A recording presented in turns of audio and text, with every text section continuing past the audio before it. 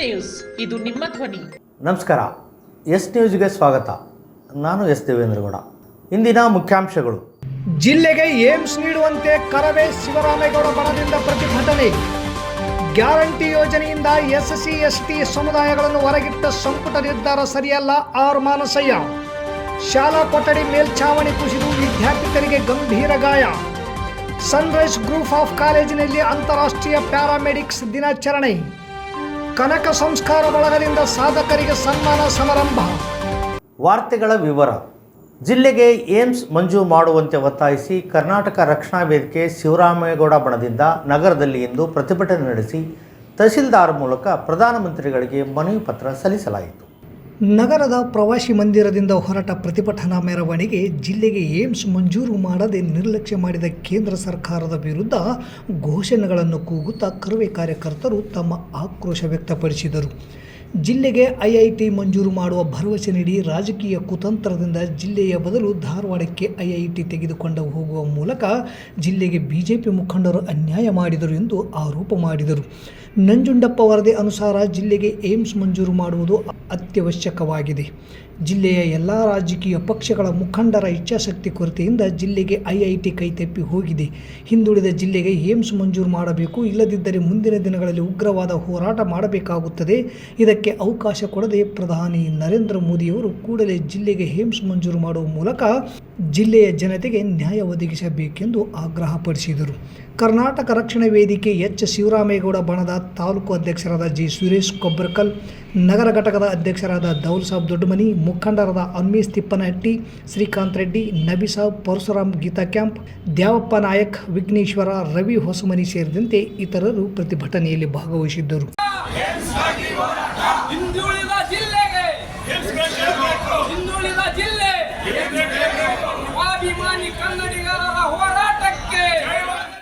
Guarantee ಯೋಜನೆಗಳಿಂದ ಪರಿಶಿಷ್ಟ ಜಾತಿ ಮತ್ತು ಪರಿಶಿಷ್ಟ ಪಂಗಡಗಳನ್ನು ಹೊರಹಾಕಿದ ಸಚಿವ ಸಂಪುಟ ನಿರ್ಧಾರವನ್ನು ಹಿಂಪಡೆಯಲು ಒತ್ತಾಯಿಸಿ trade union centre of India ವತಿಯಿಂದ ಮಾನ್ಯ ಮುಖ್ಯಮಂತ್ರಿಗಳಿಗೆ ಪತ್ರದ ಮೂಲಕ ಒತ್ತಾಯಿಸಲಾಯಿತು. ಸಚಿವ ಸಂಪುಟದ ಸಭೆಯಲ್ಲಿ ರಾಜ್ಯದ ಪರಿಶಿಷ್ಟ ಜಾತಿ ಮತ್ತು ಪರಿಶಿಷ್ಟ ಪಂಗಡಗಳಿಗೆ ನೀಡುತ್ತಿರುವ ಗ್ಯಾರಂಟಿ ಯೋಜನೆಗಳನ್ನು ರದ್ದು ಮಾಡುವ ನಿರ್ಧಾರ ಕಂಡುಬಂದಿದೆ. ಇದು ದಲಿತ ಸಮುದಾಯವೇ ಕಳಕಳ ಪಡುವಂಥ ಕೆಟ್ಟ ನಿರ್ಧಾರವಾಗಿದೆ. ಏಕೆಂದರೆ ಎಸ್ಸಿ ಹಾಗೂ ಎಸ್ಟಿ ಸಮುದಾಯಗಳೆಂದು ತಮ್ಮಿಂದ ಇಂತಹ ತಾರತಮ್ಯದ ನಿರ್ಧಾರವನ್ನು ನಿರೀಕ್ಷಿರಲಿಲ್ಲ. ಕರ್ನಾಟಕ ರಾಜ್ಯದಲ್ಲಿ ಪರಿಶಿಷ್ಟ ಜಾತಿ ಮತ್ತು ಪರಿಶಿಷ್ಟ ಪಂಗಡಗಳ ಕಲ್ಯಾಣಕ್ಕೆಂದು ವಿಶೇಷ ಸಾಮಾಜಿಕ ಅನುದಾನವನ್ನು ಎಸ್ಸಿ ಎಸ್ಪಿ ಮತ್ತು ಟಿಎಸ್ಪಿ ಬಹುಕಾಲದಿಂದ ಕೊಡುತ್ತಾ ಬರಲಾಗಿದೆ. ಇದು ಈ ಸಮುದಾಯಗಳ ಸಂವಿಧಾನಾತ್ಮಕ ಹಕ್ಕು ಕೂಡ ಆಗಿದೆ. ಈ ಸಾಲಿನಲ್ಲಿ ಈ ಯೋಜನೆಗೆಂದು ತಮ್ಮ ಸರ್ಕಾರವೇ 39,121 ಕೋಟಿ ಹಣವನ್ನು ತೆಗೆದಿರಿಸಿದೆ. ಆದರೆ ಇತರರಂತೆ ನಿಮ್ಮ ಸರ್ಕಾರದ 5 ಗ್ಯಾರಂಟಿ ಯೋಜನೆಗಳ ಸೌಲಭ್ಯ ಪಡೆಯುತ್ತಿರುವ ಈ ಸಮುದಾಯಗಳು ಮಾತ್ರ ತಮ್ಮ ವಿಶೇಷ ಅನುದಾನದಲ್ಲಿ 14,282 ಕೋಟಿ ರೂಪಾಯಿ ಕಳೆದುಕೊಳ್ಳದೆ ಬೇರೆ ದಾರಿ ಇಲ್ಲ ಎಂದು ನೀವೇ ನಿರೂಪಿಸಿ ತೋರಿಸಿದಂತಾಗಿದೆ. ಇದು ನ್ಯಾಯವೇ? ಎಸ್ಸಿಪಿ ಟಿಎಸ್ಪಿಯಿಂದ ಕತ್ತರಿಸಿದ ಹಣದಲ್ಲಿ ಇವರು ಗ್ಯಾರಂಟಿ ಗಿರಾಕಿಗಳಾಗಲಿಲ್ಲವೇ? ಅಷ್ಟಕ್ಕೂ ಎಸ್ಸಿಪಿ ಮತ್ತು ಟಿಎಸ್ಪಿಗಳು ಈ ಸಮುದಾಯಗಳಿಗೆ ಕಾಯ್ದಿರಿಸಿದ ವಿಶೇಷ ಯೋಜನಾನುದಾನಗಳು ಎಂಬುದನ್ನು ಮರೆತು ಬಿಟ್ಟಿರಾ? ಅಂದರೆ ದಲಿತರಿಗೆ ಗ್ಯಾರಂಟಿಗಳು ಉಚಿತ ಯೋಜನೆಗಳಲ್ಲ ಎಂದಾಯಿತು. ಅವರ ಅನುದಾನದಿಂದ ಹಣ ತೆಗೆದುಕೊಂಡು ಅವರಿಗೆ ಗ್ಯಾರಂಟಿ ಯೋಜನೆಗಳನ್ನು ಮಾರಾಟ ಮಾಡಿದಂತಾಯಿತು. ಹಾಗಾಗಿ ತಮ್ಮ ಸರ್ಕಾರದ ಈ ನಿರ್ಧಾರವು ಸಾಮಾಜಿಕ ಮೀಸಲಾತಿಯಿಂದ ದೂರ ಹಾಗೂ ಆರ್ಥಿಕ ಮೀಸಲಾತಿಗೆ ಹತ್ತಿರವಾಗಿದೆ. RSSಗೂ ಅತ್ಯಂತ ಆಪ್ತವಾಗಿದೆ. ನುಡಿಗೆ 100 ಬಾರಿ ನೀವೇ ಹೇಳಿದ್ದೀರಿ. ನುಡಿದಂತೆ ನಡೆದ ಸರ್ಕಾರ ನಮ್ಮದೆಂದು ಇದನ್ನು ನೀವು ಮರೆಯಬಹುದೇ? ಎಸ್ಸಿ ಎಸ್ಟಿಗಳಿಗೆ ಅನುದಾನದ ಹಣದಲ್ಲಿ ಗ್ಯಾರಂಟಿ, ಇತರರಿಗೆ ಉಚಿತ ಅಂದರೆ ಹೇಗೆ? ಹಾಗಾಗಿ ಟ್ರೇಡ್ ಯೂನಿಯನ್ ಸೆಂಟರ್ ಆಫ್ ಇಂಡಿಯಾವು ತಮ್ಮ ಸರ್ಕಾರದ ಈ ನಿರ್ಧಾರವನ್ನು ಸಂಪೂರ್ಣವಾಗಿ ವಿರೋಧಿಸುತ್ತದೆ ಮತ್ತು ಕೂಡಲೇ ಸಂಪುಟದ ನಿರ್ಧಾರವನ್ನು ಕೈಬಿಟ್ಟು ಎಸ್ಸಿಪಿ ಮತ್ತು ಟಿಎಸ್ಪಿ ಅನುದಾನವನ್ನು ಉದ್ದೇಶಿತ ಯೋಜನೆಗಳಿಗೆ ಮಾತ್ರ ಬಳಸಬೇಕೆಂದು ಈ ಪತ್ರದ ಮೂಲಕ ಆರ್ ಮಾನಸಯ್ಯ ಅವರು ಒತ್ತಾಯಿಸಿದ್ದಾರೆ. ರಾಯಚೂರು ಜಿಲ್ಲೆಯ ಅನ್ವರಿ ಗ್ರಾಮದ ಸರ್ಕಾರಿ ಹಿರಿಯ ಪ್ರಾಥಮಿಕ ಶಾಲೆಯಲ್ಲಿ ಕೊಠಡಿಯ ಮೇಲ್ಛಾವಣಿ ಕುಸಿದು ಬಿದ್ದ ಪರಿಣಾಮ ವಿದ್ಯಾರ್ಥಿಯೊಬ್ಬ ಗಂಭೀರ ಗಾಯಗೊಂಡ ಘಟನೆ ನಡೆದಿದ್ದು, ಆಸ್ಪತ್ರೆ ವೆಚ್ಚವನ್ನು ಇಲಾಖೆ ಭರಿಸಲು ಎಸ್ಎಫ್ಐ ಒತ್ತಾಯಿಸಿದೆ. ಈ ಶಾಲಾ ಕಟ್ಟಡವು 2 ವರ್ಷಗಳ ಹಿಂದೆಯಷ್ಟೇ ನಿರ್ಮಾಣಗೊಂಡಿತ್ತು ಎಂದು ಪೋಷಕರು ಮಾಹಿತಿ ನೀಡಿದ್ದು, ಕಳಪೆ ಕಾಮಗಾರಿಯಿಂದಾಗಿ ನೂತನವಾಗಿ ನಿರ್ಮಾಣಗೊಂಡ ಶಾಲಾ ಕೊಠಡಿ ಕುಸಿದು ಬಿದ್ದಿದ್ದು 1ನೇ ತರಗತಿಯ ವಿದ್ಯಾರ್ಥಿ ಅರುಣ್ ಎಂಬಾತನ ತಲೆಗೆ ಗಂಭೀರ ಗಾಯವಾಗಿದ್ದು ಕೂಡಲೇ ಆಸ್ಪತ್ರೆಗೆ ದಾಖಲಿಸಿ ಚಿಕಿತ್ಸೆ ನೀಡಲಾಗಿದೆ. ವಿಷಯ ತಿಳಿದು ಶಾಲೆಗೆ ಆಗಮಿಸಿದ ವಿದ್ಯಾರ್ಥಿಗಳ ಪೋಷಕರು ಹಾಗೂ ಗ್ರಾಮಸ್ಥರು ಈ ಘಟನೆಗೆ ಕಟ್ಟಡ ನಿರ್ಮಾಣದ ಗುತ್ತಿಗೆದಾರರು, ಶಾಸಕರು ಹಾಗೂ ಸಂಬಂಧಪಟ್ಟ ಇಲಾಖೆಯವರು ಕಾರಣ. ಎಲ್ಲರ ಮೇಲೆ ಸೂಕ್ತ ಕ್ರಮ ಆಗಬೇಕು, ಗುತ್ತಿಗೆದಾರನ ಲೈಸೆನ್ಸ್ ರದ್ದು ಆಗಬೇಕು ಎಂದು ಆಕ್ರೋಶ ವ್ಯಕ್ತಪಡಿಸಿದರು. ವಿದ್ಯಾರ್ಥಿ ತಲೆಗೆ ಪೆಟ್ಟಾಗಿದ್ದು ಆನ್ವರಿಯ ಸರ್ಕಾರಿ ಪ್ರಾಥಮಿಕ ಆರೋಗ್ಯ ಕೇಂದ್ರಕ್ಕೆ ದಾಖಲಿಸಲಾಗಿದೆ. ಸಂಪೂರ್ಣ ಆಸ್ಪತ್ರೆ ವೆಚ್ಚವನ್ನು ಸಂಬಂಧಪಟ್ಟ ಇಲಾಖೆ ಹಾಗೂ ತಾಲೂಕು ಆಡಳಿತ ವಹಿಸಬೇಕು. ನಿರ್ಲಕ್ಷ್ಯ ವಹಿಸಿದರೆ ಬಿಇಒ ಕಚೇರಿ ಎದುರು ಅನಿರ್ದಿಷ್ಟಾವಧಿ ಧರಣಿ ನಡೆಸಲಾಗುವುದು ಎಂದು ಎಸ್ಎಫ್ಐ ಸಂಘಟನೆಯ ಮುಖಂಡರು ಎಚ್ಚರಿಕೆ ನೀಡಿದ್ದಾರೆ.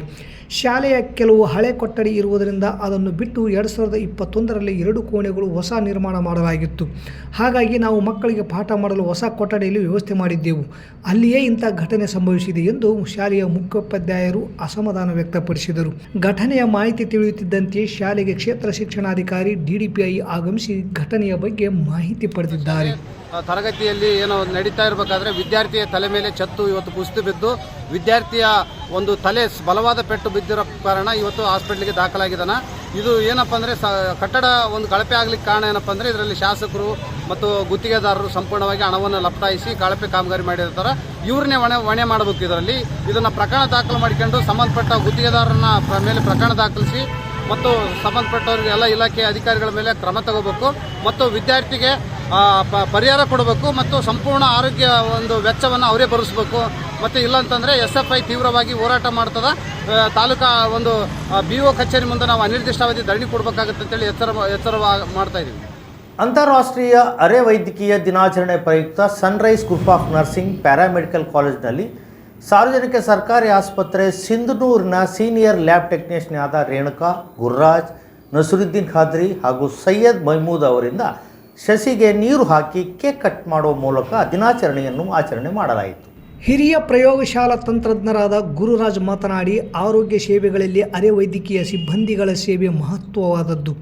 ರೋಗ ನಿರ್ಣಾಯಕ ಮತ್ತು ಚಿಕಿತ್ಸೆಯಲ್ಲಿ ಅರೆ ವೈದ್ಯಕೀಯ ಸಿಬ್ಬಂದಿಗಳು ತಮ್ಮದೇ ಆದ ಕೌಶಲ್ಯ ಭರಿತ ಸೇವೆ ನೀಡುತ್ತಾರೆ ಎಂದರು. ನಂತರ ಕಿರಿಯ ಪ್ರಯೋಗಶಾಲಾ ತಜ್ಞರಾದ ICTC ಭಾಗದ ನಸುರುದ್ದೀನ್ ಖಾದ್ರಿ ಅವರು ಮಾತನಾಡಿ, ವಿದ್ಯಾರ್ಥಿಗಳಿಗೆ ಸೇವೆ ಜೊತೆಗೆ ಸುರಕ್ಷತೆ ಸಹ ಮುಖ್ಯವಾಗಿದೆ, ಅದರ ಕಡೆ ಗಮನ ಹರಿಸಬೇಕೆಂದು ಕಿವಿಮಾತು ಹೇಳಿದರು. ಸನ್ರೈಸ್ ಸಂಸ್ಥೆ ಅಧ್ಯಕ್ಷ ಇರ್ಫಾನ್ ಕೆ ಅವರು ಮಾತನಾಡಿ, ಅಂತಾರಾಷ್ಟ್ರೀಯ ಅರೆ ವೈದ್ಯಕೀಯ ದಿನವು ಪ್ರತಿ ವರ್ಷ ಜುಲೈ 8ರಂದು ನಡೆಯುತ್ತದೆ.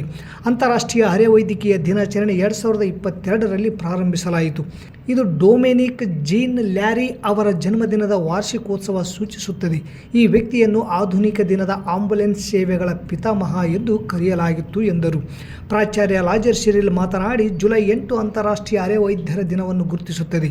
ವಾರದಲ್ಲಿ 7 ದಿನಗಳು, ವರ್ಷದ 365 ದಿನಗಳು ನಮ್ಮನ್ನು ನೋಡಿಕೊಳ್ಳುವ ಆರೋಗ್ಯ ಸಿಬ್ಬಂದಿಯ ಬದ್ಧತೆ ಮತ್ತು ಸಮರ್ಪಣೆಯನ್ನು ಅಂಗೀಕರಿಸಲು ಪ್ರತಿ ವರ್ಷ ಸಮರ್ಪಿತವಾಗಿದೆ ಎಂದರು. ಈ ವೇಳೆ ಪ್ಯಾರಾಮೆಡಿಕಲ್ ಶಿಕ್ಷಕರಿಗೆ ಸಂಸ್ಥೆಯಿಂದ ಸನ್ಮಾನಿಸಲಾಯಿತು. ಈ ಸಂದರ್ಭದಲ್ಲಿ ಪ್ಯಾರಾಮೆಡಿಕಲ್ ಪ್ರಾಚಾರ್ಯ ಚಕ್ರವರ್ತಿ, ಫಾರ್ಮಸಿ ಪ್ರಾಚಾರ್ಯ ವಾಸಿಂ ಹುಸೇನ್, ಉಪನ್ಯಾಸಕರಾದ ಬಸವಲಿಂಗ, ಹಾಸುಪಾಷ, ರಾಜೇಶ್, ಜ್ಞಾನೇಶ್ವರಿ, ಭವಾನಿ, ಶೋಭಾ, ಸಂತೋಷಿ, ಸಂಸ್ಥೆಯ ಕಾರ್ಯದರ್ಶಿಯಾದ ಹಿರ್ಸಾದ್, ಇಶಾಕ್, ಮನೋಹರ್ ಬಡಿಗರ್, ಮೈಲಾಪುರ್, ಪುಟ್ರಾಜ್ ಸೇರಿದಂತೆ ವಿದ್ಯಾರ್ಥಿಗಳು ಉಪಸ್ಥಿತರಿದ್ದರು. ಅದಕ್ಕಿಂತ ಮುಂಚೆ ನಾವು ಸೇಫ್ ಇರಬೇಕು. ಪೇಷಂಟ್ಗಿಂತ ಬೇರೆ ಇಂಪಾರ್ಟೆಂಟ್ ಏನಂದರೆ ನಾವು ಸೇಫ್ಟಿಯಾಗಿ ಕೆಲಸ ಮಾಡಬೇಕು. ನಾವು ಏನು ತಲೆ ಇಟ್ಕೊಂಡು ಯಾವುದೋ ಕೆಲಸ ಮಾಡ್ಕೊಂಡು ನಾವು ಬ್ರೇಕ್ ಮಾಡ್ಕೊಂಡೆ ಅಂದರೆ ಭಾಳ ಸಮಸ್ಯೆ ಆಗ್ತದೆ, ನಮ್ಮ ಲೈಫ್ ಹಾಳಾಗ್ತದೆ. ನಾವು ಇನ್ನೊಬ್ಬರಿಗೆ ನಾವು ಉಳಿಸೋದು ಪ್ರಯತ್ನ ಮಾಡಿ ನೆಕ್ಸ್ಟ್ ಯಾವುದೇ ಒಂದು ಕಾರ್ಯಕ್ರಮಕ್ಕೆ ಭಾಗವಹಿಸೋ ಸಮಯದಲ್ಲಿ ನಮ್ಗೆ ಮುಂಚಿತವಾಗಿ ತಿಳಿಸ್ಕೊಟ್ರೆ ನಮಗೊಂದು ಅನುಕೂಲ ಆಗುತ್ತಂತ ಅವರಲ್ಲಿ ನಾವು ರಿಕ್ವೆಸ್ಟ್ ಮಾಡಿಕೊಳ್ತೀವಿ. ಅದೇ ಆದ ನಂತರ ಇವತ್ತಿನ ದಿನ ಏನಪ್ಪ ಅಂದರೆ ಇಂಟರ್ನ್ಯಾಷನಲ್ ಪ್ಯಾರಾಮೆಡಿಕ್ಸ್ ಡೇ ಅಂತಂದು ಅರ್ಥಪೂರ್ಣವಾಗಿ ಆಚರಣೆ ಮಾಡಿದ್ವಿ. ಈಗ ನಮ್ಮದು ಏನಿರ್ತದೆ, ಸರ್ಕಾರಿ ಆಸ್ಪತ್ರೆ ಆಗಿರಲಿ, ಖಾಸಗಿ ಆಸ್ಪತ್ರೆ ಆಗಿರಲಿ, ಯಾವುದೇ ಆಸ್ಪತ್ರೆ ಆಗಿದ್ದರೂ ಡಾಕ್ಟರ್ಗಳ ವೈದ್ಯಕೀಯ ಸೇವೆಯಲ್ಲಿ ಅತ್ಯಂತ ಅರ್ಥಪೂರ್ಣವಾಗಿರುವುದಂದರೆ ಲ್ಯಾಬ್ ಮನುಷ್ಯನಿಗೆ ಹೆಂಗೋ ಹಾರ್ಟ್ ಎಷ್ಟು ನಮಗೆ ಅಮೂಲ್ಯವಾಗಿರ್ತದೆ. ಹಾಲುಮತ ಸಮಾಜವು ಶೈಕ್ಷಣಿಕವಾಗಿ, ಆರ್ಥಿಕವಾಗಿ ಮತ್ತು ರಾಜಕೀಯವಾಗಿ ಬೆಳೆಯಬೇಕು. ಈಗಾಗಲೇ ST ಪಟ್ಟಿಯಲ್ಲಿ ಹಾಲುಮತ ಸಮಾಜವನ್ನು ಸೇರ್ಪಡೆಗೊಳಿಸುವಂತೆ ಹೋರಾಟ ನಡೆಯುತ್ತಿದೆ. ಅದರ ಜೊತೆಗೆ ಪ್ರವರ್ಗ 1ರಲ್ಲಿಯೂ ಕೂಡ ಸೇರ್ಪಡೆಯಾಗುವಂತೆ ಸಮಾಜದ ಕೂಗಿ ಕೇಳಿ ಬರುತ್ತಿದೆ. ಒಂದು ವೇಳೆ ST ಪಟ್ಟಿಯಲ್ಲಿ ಕುರುಬ ಸಮಾಜ ಸೇರ್ಪಡೆಗೊಂಡರೆ ಕುರುಬ ಸಮಾಜಕ್ಕೆ 10 ಅವಕಾಶಗಳು ದೊರೆಯುತ್ತವೆ. ಇದರಿಂದ ಸಮಾಜ ಅಭಿವೃದ್ಧಿ ಹೊಂದಲು ಸಾಧ್ಯವಾಗುತ್ತದೆ ಎಂದು ಮಾಜಿ ಸಂಸದರಾದ ಕೆ ವಿರೂಪಾಕ್ಷಪ್ಪ ಹೇಳಿದರು. ನಗರದ ಸುಕಲ್ಪೇಟೆಯಲ್ಲಿರುವ ಶ್ರೀ ಗುರು ನಂಜುಂಡೇಶ್ವರ ಗುರುವಿನ ಮಠದಲ್ಲಿ ಕನಕ ಸಂಸ್ಕಾರ ಬಳಗ ಚಾರಿಟಬಲ್ ಟ್ರಸ್ಟ್ ವತಿಯಿಂದ ಹಾಲುಮತ ಸಮಾಜದ ಪ್ರತಿಭಾವಂತ ವಿದ್ಯಾರ್ಥಿಗಳಿಗೆ, ಸರ್ಕಾರಿ ನೌಕರರಿಗೆ, ನಿವೃತ್ತ ನೌಕರರಿಗೆ ಹಾಗೂ ಸಾಧಕರಿಗೆ ಸನ್ಮಾನ ಸಮಾರಂಭದ ಕಾರ್ಯಕ್ರಮದಲ್ಲಿ ಡೊಳ್ಳು ಬಾರಿಸುವ ಮೂಲಕ ಉದ್ಘಾಟಿಸಿ ಮಾತನಾಡಿದರು. ನಂತರ ಕಾರ್ಯಕ್ರಮದ ಸಾನ್ನಿಧ್ಯ ವಹಿಸಿದ್ದ ಶ್ರೀ ಮಂಜುನಾಥ ಗುರುಗಳು, ಚಿದಾನಂದಯ್ಯ ಗುರುಗಳು ಹಾಗೂ ಮಾದಯ್ಯ ಸ್ವಾಮಿ ಗುರುಗಳು ಮಾತನಾಡಿ, ಕನಕ ಸಂಸ್ಕಾರ ಬಳಗ ಚಾರಿಟಬಲ್ ಟ್ರಸ್ಟ್ನಿಂದ ಹಮ್ಮಿಕೊಂಡಂಥ ಪ್ರತಿಭಾ ಪುರಸ್ಕಾರ ಕಾರ್ಯಕ್ರಮ ಅತ್ಯಂತ ಮಹತ್ವದ್ದಾಗಿದ್ದು, ವಿದ್ಯಾರ್ಥಿಗಳಿಗೆ ಮತ್ತು ವಿವಿಧ ಕ್ಷೇತ್ರಗಳಲ್ಲಿ ಸಾಧನೆಗೈದ ಮಹನೀಯರಿಗೆ ಪ್ರೋತ್ಸಾಹದ ಜೊತೆಗೆ ಬೆಂಬಲ ದೊರಕುವಂತಾಗುತ್ತದೆ. ಇದರಿಂದ ಅವರು ಇನ್ನೂ ಹೆಚ್ಚಿನ ರೀತಿಯಲ್ಲಿ ಸಾಧನೆ ಮಾಡಲು ಈ ಪ್ರತಿಭಾ ಪುರಸ್ಕಾರ ಕಾರ್ಯಕ್ರಮವು ಒಂದು ಪ್ರೇರಣೆಯಾಗುತ್ತದೆ ಎಂದು ಅಭಿಪ್ರಾಯಪಟ್ಟರು. ವಿದ್ಯಾರ್ಥಿಗಳಿಗೆ, ಸರ್ಕಾರಿ ನೌಕರರಿಗೆ, ನಿವೃತ್ತ ನೌಕರರಿಗೆ ಹಾಗೂ ವಿವಿಧ ಕ್ಷೇತ್ರಗಳಲ್ಲಿ ಗಣನೀಯ ಸಾಧನೆಗೈದ ಸಾಧಕರಿಗೆ ಸನ್ಮಾನಿಸಿ ಗೌರವಿಸಲಾಯಿತು. ಅಧ್ಯಕ್ಷತೆ ಟ್ರಸ್ಟ್ನ ಗೌರವಾಧ್ಯಕ್ಷ ಬಸವರಾಜ್ ಗೋಡಿಹಾಳ್ ವಹಿಸಿಕೊಂಡಿದ್ದರು. ಈ ಸಂದರ್ಭದಲ್ಲಿ ಕಲಬುರಗಿ ಉಚ್ಚ ನ್ಯಾಯಾಲಯದ ನ್ಯಾಯವಾದಿಗಳಾದ ಅರುಣಕುಮಾರ್ ಅಮರಗುಂಡಪ್ಪ, ಬ್ರಾಹ್ಮಣ ಸಮಾಜದ ಹಿರಿಯ ಮುಖಂಡ ವೆಂಕಣ್ಣ ಜೋಶಿ, ಯುವ ಕಾಂಗ್ರೆಸ್ ಅಧ್ಯಕ್ಷ ಮಸ್ಕಿ ಅನ್ಮೇಶ್ ಬಾಗೋಡಿ, ಜಂಟಿ ನಿರ್ದೇಶಕ ಶಿರಾ ಕೌಶಲಾಭಿವೃದ್ಧಿ ರಾಯಚೂರು, ಜಿಯು ಹುಡೇದ್, ಬಂಗಿ ಲಕ್ಷ್ಮೀ ತಿಮ್ಮಯ್ಯ, ನಿರ್ಪಾದಪ್ಪ, ಚಾಗಿ ನರಸಪ್ಪ ಯಾದವ್, ರಾಜಶೇಖರ್, ಬಿ ಲಿಂಗಪ್ಪ, ನಾರಾಯಣಪ್ಪ ಕಿಲ್ಲೇದ್, ಬೀರಪ್ಪ ಸಂಬೋಜಿ, ಶರಣಪ್ಪ ಮರಳಿ, ಡಿ.ಎಚ್. ಕಂಬಳಿ, ಡಾಕ್ಟರ್ ನಾಗವೇಣಿ ಎಸ್ ಪಾಟೀಲ್, ವೀರೇಶ್ ಯಾದವ್, ಚಿದಾನಂದಪ್ಪ ಅಂಗಡಿ, ಗಂಗಣ್ಣ ಡಿಸ್ ಸೇರಿದಂತೆ ಅನೇಕರು ಭಾಗವಹಿಸಿದ್ದರು. ಅದರ ಜೊತೆಯಲ್ಲಿ ನಾವು ಬೆಳೆಯುವಂತಾದಾಗ ಮಾತ್ರ ಎಲ್ಲ ಕ್ಷೇತ್ರಗಳಲ್ಲಿ ನಾವು ಪ್ರಗತಿಯನ್ನು ಕಾಣಲು ಸಾಧ್ಯ ಆಗ್ತದೆ. ಹಾಗಾಗಿ ಎಲ್ಲರೂ ಕೂಡ ಮೂಲ ಶಿಕ್ಷಣ ಅನ್ನುವಂಥದ್ದು ನಾವೆಲ್ಲರೂ ಕೂಡ ಇವತ್ತು ಶಿಕ್ಷಣಕ್ಕೆ ಒತ್ತು ಕೊಡಬೇಕಾಗಿರುವಂತಹ ಅವಶ್ಯ ಇದೆ ಅನ್ನುವಂಥದ್ದು ನಮ್ಮ ಕನಕ ಸಂಸ್ಕಾರ ಬಳಗದವರು ಈ ವರ್ಷ ಈ ಕಾರ್ಯಕ್ರಮವನ್ನು ಇಟ್ಕೊಂಡಿರ್ತಕ್ಕಂಥದ್ದು ಸ್ವಾಗತ ಸಂತೋಷ ಅಂತ ಕೂಡ ನಾವು ಹೇಳಿದ್ದೇವೆ. ಇವತ್ತು ಶಿಕ್ಷಣ ಪಡೆಯಲಿಕ್ಕೆ ಬಹಳಷ್ಟು ಅವಕಾಶಗಳಿದ್ದಾವೆ, ಸವಲತ್ತುಗಳಿದ್ದಾವೆ. ಆದರೆ ಉನ್ನತ ಶಿಕ್ಷಣ ಪಡೆಯಬೇಕಾದ್ರೆ ಕಷ್ಟಗಳಿದ್ದಾವೆ. ಸಹಜವಾಗಿ ನಾವು ಪದವಿವರೆಗೆ ಹೋಗ್ಬೋದು. ಪದವಿವರೆಗೂ ಕೂಡ ಅಷ್ಟು ಹಣಕಾಸು ತೊಂದರೆ ಆಗೋದಿಲ್ಲ. ಸರ್ಕಾರದ ಸವಲತ್ತುಗಳ ಜೊತೆಗೆ ಪದವಿವರೆಗೆ ನಾವು ಶಿಕ್ಷಣವನ್ನು ಸಲೀಸಾಗಿ ಪಡೆಯಬಹುದು. ಆದರೆ ಪದವಿ ನಂತರದಲ್ಲಿ ನಾವು ಉನ್ನತ ಶಿಕ್ಷಣವನ್ನು ಪಡೆಯಬೇಕು ಅಂದಾಗ ಇಂಜಿನಿಯರ್ ಆಗಬೇಕು, ಡಾಕ್ಟರ್ ಆಗಬೇಕು. ಸಂಕ್ಷಿಪ್ತ ಸುದ್ದಿಗಳು. ಚಿರತನಾಳ ಗ್ರಾಮದಲ್ಲಿ ಕರ್ನಾಟಕ ಪ್ರಾಂತ ರೈತ ಸಂಘದ ಘಟಕ ರಚನೆ ಅಧ್ಯಕ್ಷರಾಗಿ ದ್ಯಾವಣ್ಣ ಕಾರ್ಯದರ್ಶಿಯಾಗಿ, ಶರಣಪ್ಪ ಉಪಾಧ್ಯಕ್ಷರಾಗಿ, ಕನಕಪ್ಪ ಸಹ ಕಾರ್ಯದರ್ಶಿಯಾಗಿ, ವೆಂಕಟೇಶ್ ಕೆ ಹಾಗೂ ಸದಸ್ಯರಾಗಿ ರಮೇಶ್ ಉಪ್ಪಲ್ದಡ್ಡಿ, ತಿಮ್ಮಯ್ಯ ಉಪ್ಪಾರ್, ದೇವೇಂದ್ರಪ್ಪ, ಪಂಪಪತಿ, ಬಸವರಾಜ್, ಶಿವಣ್ಣ, ಶರಣಪ್ಪ, ಸುಲ್ತಾನಿ, ಟಿಪ್ಪು, ಪಂಪಣ್ಣ ಅವರನ್ನು ಒಳಗೊಂಡ ಸಮಿತಿ ರಚನೆಯಾಗಿದೆ ಎಂದು ಜಿಲ್ಲಾ ಸಮಿತಿ ಉಪಾಧ್ಯಕ್ಷ ಬಸವಂತರಾಯ ಗೌಡ್ ಕಲ್ಲೂರು ತಿಳಿಸಿದ್ದಾರೆ. ಸಿಂಧನೂರು ತಾಲೂಕಿನಲ್ಲಿ 11 ತಿಂಗಳುಗಳ ಕಾಲ ಕ್ಷೇತ್ರ ಶಿಕ್ಷಣಾಧಿಕಾರಿಗಳಾಗಿ ಪ್ರಾಮಾಣಿಕ ಸೇವೆಯಲ್ಲಿ ಕರ್ತವ್ಯ ನಿರ್ವಹಿಸಿದ ಸೋಮಶೇಖರ ಗೌಡ ಅವರು ಕೊಪ್ಪಳ ಜಿಲ್ಲೆಯ ಡಯಟ್ಗೆ ವರ್ಗಾವಣೆಗೊಂಡ ಪ್ರಯುಕ್ತ ಶಿಕ್ಷಣ ಕ್ಷೇತ್ರದ ಸಿಬ್ಬಂದಿಗಳು ಮತ್ತು ಶಿಕ್ಷಕರಿಂದ ಸನ್ಮಾನಿಸಿ ಗೌರವಿಸಿ ಬೀಳ್ಕೊಡಲಾಯಿತು. ಲಿಂಗಸ್ಗೂರಿನ ಕೆಲವು ಶಾಲೆಗಳಿಗೆ ಬಿಸಿ ಊಟ ತಯಾರಿಕೆಗೆ ತರಕಾರಿ ಇನ್ನಿತರ ವಸ್ತುಗಳು ಸರಬರಾಜು ಮಾಡಲು ಸ್ವಸಹಾಯ ಗುಂಪುಗಳಿಗೆ ಅನುಮತಿ ನೀಡಿದ ತಾಲೂಕು ಪಂಚಾಯಿತಿ ಇಒ ಅವರ ಆದೇಶ ಹಿಂಪಡೆಯಬೇಕು. ಹಿಂದಿರುವ ಪದ್ಧತಿ ಮುಂದುವರಿಸಲು ಒತ್ತಾಯಿಸಿ ಬಿಸಿಯೂಟ ನೌಕರರ ಸಂಘ CITU ವತಿಯಿಂದ ಜಿಲ್ಲಾ ಅಧಿಕಾರಿ ಈರಣ್ಣ ಕೋಸ್ಗಿ ಅವರಿಗೆ ಮನವಿ ಪತ್ರ ಸಲ್ಲಿಕೆ. ಸಿಂಧನೂರು ಸರ್ಕಾರಿ ಆಸ್ಪತ್ರೆಯಲ್ಲಿ ಕಾಲಿಡಲು ಜಾಗವಿಲ್ಲದಷ್ಟು ರೋಗಿಗಳಿಂದ ತುಂಬಿದೆ. ಅಲ್ಲಲ್ಲಿ ಹೆಚ್ಚುತ್ತಿರುವ ಡೆಂಗಿ ಜ್ವರ ಕೇಳಿದ ಜನ ಸಣ್ಣ ಪುಟ್ಟ ಜ್ವರ, ವಾಂತಿ ಭೇದಿಗೆ ಹೆದರಿ ಆಸ್ಪತ್ರೆ ಕಡೆ ಮುಖ ಮಾಡಿದ್ದಾರೆ. ದಿನಾಲು 700 ಜನ ರೋಗಿ ಔಟ್ ಪೇಷೆಂಟ್ ಆಗಿ ಬಂದು ತಪಾಸಣೆ ಮಾಡಿಕೊಂಡು ಹೋಗುತ್ತಾರೆ. ಜ್ವರ, ವಾಂತಿ ಭೇದಿ ರೋಗಿಗಳ ಸಂಖ್ಯೆ ದಿನಾಲು ಹೆಚ್ಚಾಗುತ್ತಿದೆ. ಕುಡಿಯುವ ನೀರಿನಿಂದಲೇ ಇವು ಜಾಸ್ತಿ ಆಗುತ್ತಿವೆ ಅಂತ ವೈದ್ಯರು ಹೇಳುತ್ತಿದ್ದಾರೆ. ಹುತಾತ್ಮ ವೀರ ಯೋಧರಿಗೆ ಜೈ ಜವಾನ್ ಜೈ ಕಿಸಾನ್ ಜನಪರ ಜಾಗೃತಿ ತಾಲೂಕು ಸೇವಾ ಸಮಿತಿಯಿಂದ ಶ್ರದ್ಧಾಂಜಲಿ. ಕಳೆದ 1 ವಾರದ ಹಿಂದೆ ಜಮ್ಮು ಕಾಶ್ಮೀರದ ಕಣಿವೆ ಪ್ರದೇಶಗಳಲ್ಲಿ ಪ್ರಾಕ್ಟೀಸ್ ಮಾಡುವಂತಹ ಸಂದರ್ಭದಲ್ಲಿ 5 ಜನ ವೀರ ಯೋಧರು ಅಚಾನಕ್ಕಾಗಿ ಹುತಾತ್ಮರಾಗಿದ್ದಾರೆ. ಅವರ ಆತ್ಮಕ್ಕೆ ಶಾಂತಿ ದೊರಕಲಿ ಎಂದು ಜೈ ಜವಾನ್ ಜೈ ಕಿಸಾನ್ ಜನಪರ ಜಾಗೃತಿ ಸೇವಾ ಸಮಿತಿಯಿಂದ ನಗರದ APMC ಗಣೇಶ ದೇವಸ್ಥಾನದಿಂದ ಮಹಾತ್ಮ ಗಾಂಧಿ ವೃತ್ತದವರೆಗೂ ಕಾಲ್ನಡಿಗೆ ಮೂಲಕ ಮೌನ ಮೆರವಣಿಗೆ ನಡೆಸಿ ಮಹಾತ್ಮ ಗಾಂಧಿ ವೃತ್ತದಲ್ಲಿ ಹುತಾತ್ಮರಾದ 5 ಜನರ ಭಾವಚಿತ್ರಕ್ಕೆ ಪುಷ್ಪಾರ್ಚನೆ ಸಲ್ಲಿಸಿ 1 ನಿಮಿಷಗಳ ಕಾಲ ಮೌನ ಆಚರಣೆ ಮಾಡಿ ಕ್ಯಾಂಡಲ್ ಹಚ್ಚುವ ಮೂಲಕ ಶ್ರದ್ಧಾಂಜಲಿ ಸಲ್ಲಿಸಿದರು. ಈ ವೇಳೆ ಮಾಜಿ ಜಿಲ್ಲಾ ಪಂಚಾಯತ್ ಸದಸ್ಯ ಶಿವನಗೌಡ ಗೊರೆಬಾಳ್, ಜೈ ಜವಾನ್ ಜೈ ಕಿಸಾನ್ ಜನಪರ ಜಾಗೃತಿ ಸೇವಾ ಸಮಿತಿ ರಾಜ್ಯಾಧ್ಯಕ್ಷ ವೀರಭದ್ರಯ್ಯ ಸ್ವಾಮಿ, ಮಾಜಿ ಸೈನಿಕ ವೀರೇಶ್ ಯಾದವ್, ವಿಶ್ವನಾಥ್ ಶರ್ಮಾ, KRS ಪಕ್ಷದ ನಿರ್ಪಾದಿ ಗೋಮರ್ಶಿ ಸೇರಿದಂತೆ ಅನೇಕರು ಮಾತನಾಡಿದರು. ಈ ಸಂದರ್ಭದಲ್ಲಿ ಕಲ್ಯಾಣ ಕರ್ನಾಟಕ ಗೌರವಾಧ್ಯಕ್ಷ ವೆಂಕಯ್ಯ ಶೆಟ್ಟಿ, ಕಲ್ಯಾಣ ಕರ್ನಾಟಕ ಅಧ್ಯಕ್ಷ ಮಲ್ಲಿಕಾರ್ಜುನ ರೆಡ್ಡಿ, ತಾಲೂಕು ಉಪಾಧ್ಯಕ್ಷ ಮಹಂತಗೌಡ, ತಾಲೂಕು ಅಧ್ಯಕ್ಷ ಪ್ರಕಾಶ್ ಗೋನ್ವಾರ್, ವಿಜಯಕುಮಾರ್ ಅಂಬಮಠ, ರವಿ ಬೆಳಗುರ್ಕಿ, ಪಂಪಯ್ಯ ಸ್ವಾಮಿ ಸೇರಿದಂತೆ ಸಮಿತಿಯ ಪದಾಧಿಕಾರಿಗಳು ಇದ್ದರು. ಮತ್ತೊಮ್ಮೆ ಮುಖ್ಯಾಂಶಗಳು. ಜಿಲ್ಲೆಗೆ ಏಮ್ಸ್ ನೀಡುವಂತೆ ಕರವೇ ಶಿವರಾಮೇಗೌಡ ಬಣದಿಂದ ಪ್ರತಿಭಟನೆ. ಗ್ಯಾರಂಟಿ ಯೋಜನೆಯಿಂದ SC ST ಸಮುದಾಯಗಳನ್ನು ಹೊರಗಿಟ್ಟ ಸಂಪುಟ ನಿರ್ಧಾರ ಸರಿಯಲ್ಲ. ಆರ್ ಮಾನಸಯ್ಯ. ಶಾಲಾ ಕೊಠಡಿ ಮೇಲ್ಛಾವಣಿ ಕುಸಿದು ವಿದ್ಯಾರ್ಥಿಗಳಿಗೆ ಗಂಭೀರ ಗಾಯ. ಸನ್ರೈಸ್ ಗ್ರೂಪ್ ಆಫ್ ಕಾಲೇಜಿನಲ್ಲಿ ಅಂತಾರಾಷ್ಟ್ರೀಯ ಪ್ಯಾರಾಮೆಡಿಕ್ಸ್ ದಿನಾಚರಣೆ. ಕನಕ ಸಂಸ್ಕಾರ ಬಳಗದಿಂದ ಸಾಧಕರಿಗೆ ಸನ್ಮಾನ ಸಮಾರಂಭ. ಇಲ್ಲಿಗೆ ವಾರ್ತಾ ಪ್ರಸಾರ ಮುಕ್ತಾಯವಾಯಿತು. ನಿರಂತರ ಸುದ್ದಿಗಾಗಿ ವೀಕ್ಷಿಸಿ ಎಸ್ ನ್ಯೂಸ್. ಇದು ನಿಮ್ಮ ಧ್ವನಿ. ನಮಸ್ಕಾರ.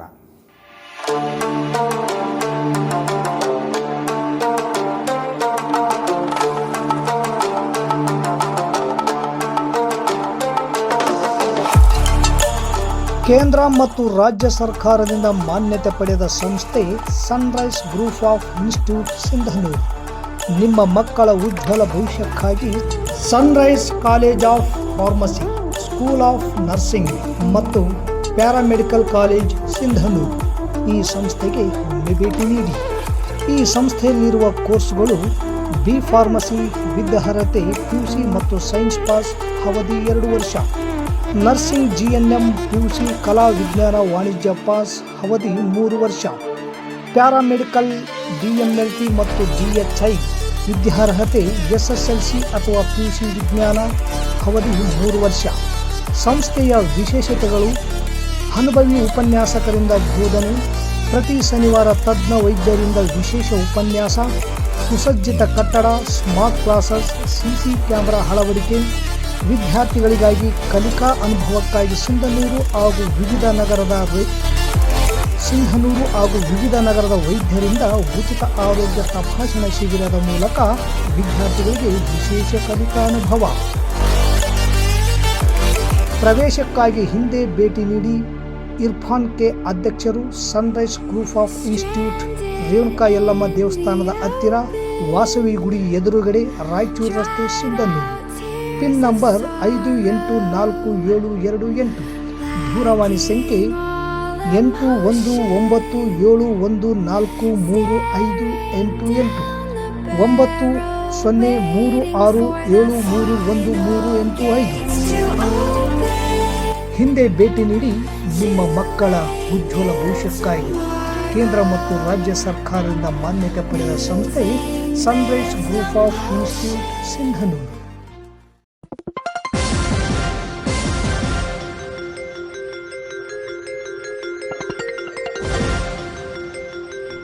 S News. ಇದು ನಿಮ್ಮ ಧ್ವನಿ.